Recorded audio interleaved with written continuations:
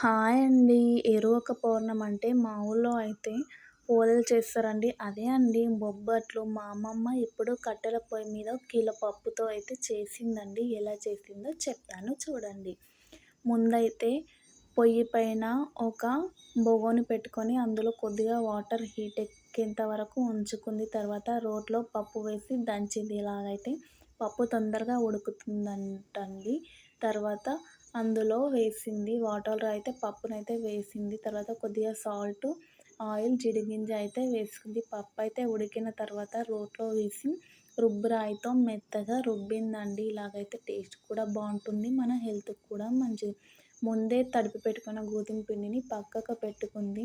మనం చేసే పీటపై ఒక పేపర్‌నైతే పెట్టుకొని దానికి ఒక క్లాత్‌తో గట్టిగా కట్టుకుందండి. తర్వాత కొద్దిగంట పిండి తీసుకొని ఒక చిన్న చపాతీలాగా చేసుకొని కొద్దిగా పూర్ణం తీసుకొని అందులో పెట్టుకుందండి.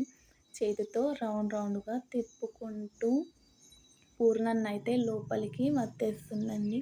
అలా కొద్దిసేపటికి రౌండ్‌గా తిప్పుకుంటూ లోపలికి వత్తేయడం వల్ల పూర్ణమంతా కూడా లోపలికి వెళ్ళిపోతుంది.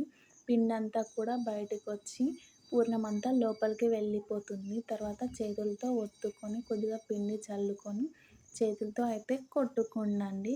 కొట్టిన తర్వాత కొద్దిగా పెద్దగా అయిన తర్వాత పీటపై అయితే పెట్టుకొని కోళ్ళతో అయితే చపాతీలాగా అయితే చేసేసిందండి. చూసారా, కొద్దిసేపట్లోనే పోలే రెడీ అయిపోయింది. ఎంత పెద్ద పోలేనో!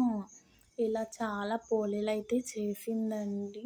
తర్వాత పెనం హీట్ ఎక్కిన తర్వాత దానిపై కలబందతో ఆయిల్ అయితే అప్లై చేసిందండి.